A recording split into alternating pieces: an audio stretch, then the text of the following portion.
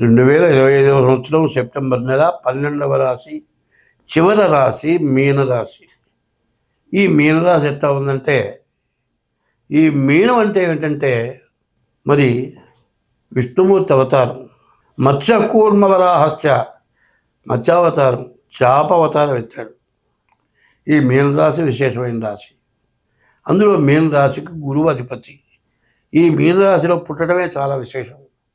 ఈ మీనరాశిలో పుట్టిన వాళ్ళు చాలా శక్తివంతులు, జ్ఞానం గలవాళ్ళు. కానీ వాళ్ళని ఇప్పుడు ఏలినాడు శని రెండవ భాగం ప్రారంభమైంది.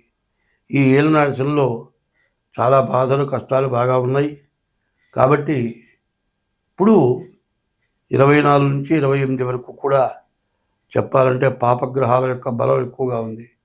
దానివల్ల అందరికీ కూడా సమస్యలు వచ్చేటట్లుగా ఉన్నాయి. కాబట్టి మరి ఏలినాడు శని ఉన్నవాళ్ళ బాధలు చెప్పటానికి వీల్లేదు. వ్యాపారస్తులకి వ్యాపారం బాగుంది, మరి మంచి జ్ఞానం ఉంటుంది. ఈ జ్ఞానంతో ప్రవర్తించేటువంటి లక్షణాలు ఉన్నాయి. కాబట్టి ఈ రాశి వాళ్ళకి చాలా కష్టాలు ఉన్నాయి, ఇబ్బందులు ఉన్నాయి. ఉన్న ఆస్తులు సర్వం కోల్పోయే పరిస్థితి ఉంది. కాబట్టి ఎంత జాగ్రత్త పడితే అంత మంచిది. మరి ఏదైనా చేసే వృత్తి జాగ్రత్తగా చేయాలి. ఒకప్పుడు నలమహారాజు కూడా బాధపడ్డాడు.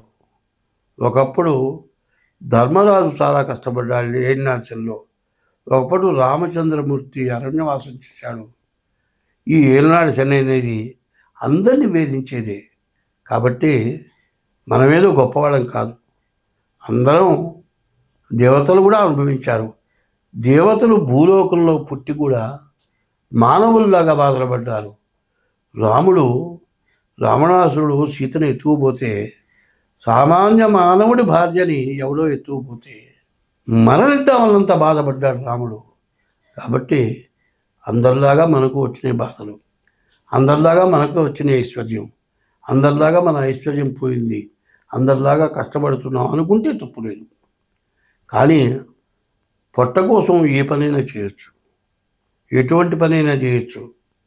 మొన్న యూట్యూబ్లో చూస్తున్నారు, ఒక ఆయన పెద్ద వ్యాపారస్తుడు, ఒక్క రోజులో పట్టపగల్లో సర్వస్వం పోయింది. ఆయన శ్మశానంలో ఇట్టి పని చేస్తున్నాడు. ఆయన బాగా సంపాదించాడు. ఇప్పుడు ఎవరైనా సరే విదేశాల్లో ఉండి మా అమ్మ చచ్చిపోయింది, మా నాన్న చచ్చిపోయినాడు, శ్మశానాన్ని పంపిస్తానంటే తనే తలకొరి పెడుతున్నాడు. అసలు తన ఇల్లు ఎట్టా ఉందంటే మరి కోటీశ్వరుడి ఇల్లులాగా ఉంది. చేసేది శ్మశానంలో పని, సర్వస్వం కొట్టుకొని. తప్పుందా? తప్పు కాదు, తప్పు లేనే లేదు. ఎవరో అన్నం పెట్టలేదు, కొడుకులు ఎడగొట్టారు అంటే అన్నం దొరికేం బాధపడవు, ఎక్కడ పోయి అడిగినా అన్నం పెడతారు. కనీసం శ్మశానంలో పనిచేసినా కూడా తప్పు లేదు అంటున్నాను నేను. కాబట్టి ఈ రాశివాళ్ళు నామర్దా పడద్దు, ఎవరో చూస్తారు నన్ను హింసిస్తారు అనుకోవద్దు. ఎంత కష్టపడ్డా తప్పు లేదు. కానీ కష్టపడటంలో బాధపడకుండా కష్టపడాలి. కష్టపడటంలో బాధపడకుండా పిల్లల్ని పెళ్లి చేసుకున్న తర్వాత భార్య పిల్లల్ని జన్మనిచ్చిన తల్లిదండ్రులని పోషించడం బాధ్యత. కాబట్టి అడుక్కొచ్చి వాళ్ళకి అన్నం పెట్టడం తప్పులేదు. కాబట్టి ఈనాడు శనిలో రకరకాలైన బాధలు వస్తాయి. అన్ని బాధల్ని తప్పించుకొని తన బాధ్యత తను నిర్వహించడం ధర్మం అంటున్నా. అటువంటి ధర్మమైన పని ఎవరైతే చేస్తారో వాళ్ళకి ఎప్పుడు కూడా జీవితంలో సమస్య రాదు, బాగుంటారు. కాబట్టి ఈ రాశి వాళ్ళు శనికి తప్పనిసరిగా 19,000 జపం చేయించుకొని 1900 క్షీరతర్పణ చేసి 190 సార్లు హోమం చేయండి. ఈశ్వరుడికి అభిషేకం చేయండి. ప్రతి శనివారం శనికి అభిషేకం చేయించుకోండి. ప్రతి శనివారం కూడా మరి చేతనైనంత వరకు అన్నదానం చేయండి. అది చేతకపోతే చీమలకి బియ్యపురవ పంచదార పెట్టి ఆహారంగా పెట్టండి. కష్టపడండి, మీకు దోషం రాదు. ఈ మీనరాశికి కూడా శని బాగాలేడు, గురువు పంచమంలో ఉన్నాడు. పంచమంలో ఉన్న గురువు చాలా మేలు చేసేవాడు. మరి నేను చాలా కష్టాలు పడ్డాను. ఎన్ని కష్టాలు పడ్డా నాకు పంచమంలో ఉన్న గురువు అన్ని కష్టాల నుంచి తప్పించుకొని నిలబడ్డా. కేతువు కూడా బాగున్నాడు. మరి దీనివల్ల ఏమిటి ప్రయోజనం అంటే మంచివాడు, విద్య గలవాడు ఎక్కడైనా బతకగలుగుతాడు. ఎందుకంటే ఈ మీన రాశిలో ఈ గురువు ఉంటానలో ఏం చెప్పారంటే, మా నాన్నగారు ఒక పద్యం చెప్పాడు. అన్న కమనీయ విద్యగా కామధేనువ భంగి. విద్య ఆవు దూడ మన ఇంట్లో ఉంటే ఐశ్వర్యం ఇస్తుందిట, కావాల్సినవన్నీ ఇస్తుందిట, చదువు వస్తుందిట, ఎన్ని దేశాలకు వెళ్ళినా బతకగలుగుతారట. విద్యను ఎవరు పంచుకోలేరట. ఆస్తులు ఎవరైనా అన్నదమ్ములు పంచుకుంటారట. రాజులు ఆస్తులు స్వాధీనం చేసుకుంటారట, అన్నదమ్ములు ఆస్తులు పంచుకోరట. విద్య ఎవరు పంచుకోలేరట. విద్య ఎన్ని దేశాలకు వెళ్ళినా కూడా తను బతకగలుగుతారట. 10 మందికి మంచి చెప్పగలుగుతారట. మరి 10 మందిలో పూజింపబడతారట విద్య గలవాడు. ఈ మీన రాశి వాళ్ళకి ఇంకా 2 సంవత్సరాలు 6 మాసాలు జన్మంలో శని అతి కష్టాలు చూపిస్తాడు. కాబట్టి మీరు కష్టాల నుంచి తప్పించుకోవాలంటే ఎంత మంచిగా బతకగలిగితే అంత ముందుకు వెళ్తారు. ఎన్ని కష్టాలు వచ్చినా సత్య ధర్మాలకు కట్టుబడండి. ఎప్పుడు కూడా ఏ జీవరాశికైనా ఆహారం పెట్టండి. పెట్టే దాంట్లో నువ్వు తినే దాంట్లో సగం పంచిస్తే అంతకంటే వేరే లేదు.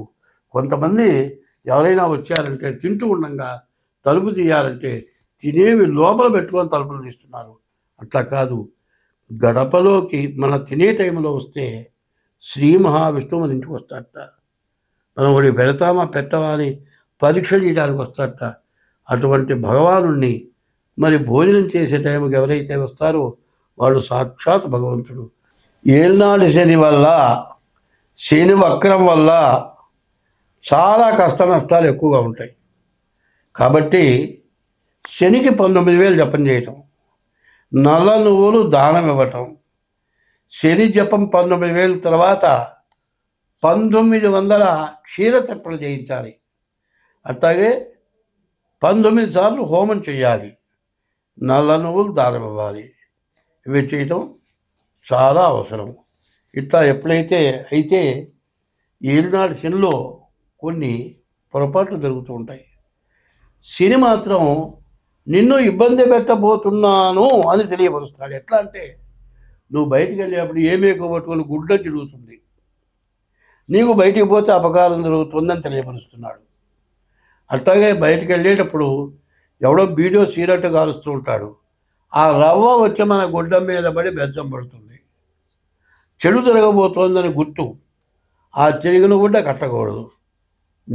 నిప్పు మీద పడ్డ గుడ్డ తీసేయాలి. కుండ తీసుకొని ఎదురొస్తే శని వల్ల ఇబ్బంది జరగబోతోంది. నల్ల పిల్లు ఎదురొస్తే శని వల్ల నీకు ఇబ్బంది జరగబోతోంది. వెళుతుంటే ఎక్కడికి వెళుతున్నావు అని అడిగితే నీకు ముందుకు వెళితే చెడు జరుగుతుంది. అట్లాగే నేను కూడా వస్తానని అమలు పెడితే చెడు జరుగుతుంది. ఇట్లాంటి శకునాల్ని గుర్తుపెట్టుకోండి. శనికి జపం చేయించుకోండి. డేట్ ఆఫ్ బర్త్ ద్వారా జాతకం చూపించుకోండి. మీకు అన్ని విధాలా బాగుంటుంది. స్వస్తి.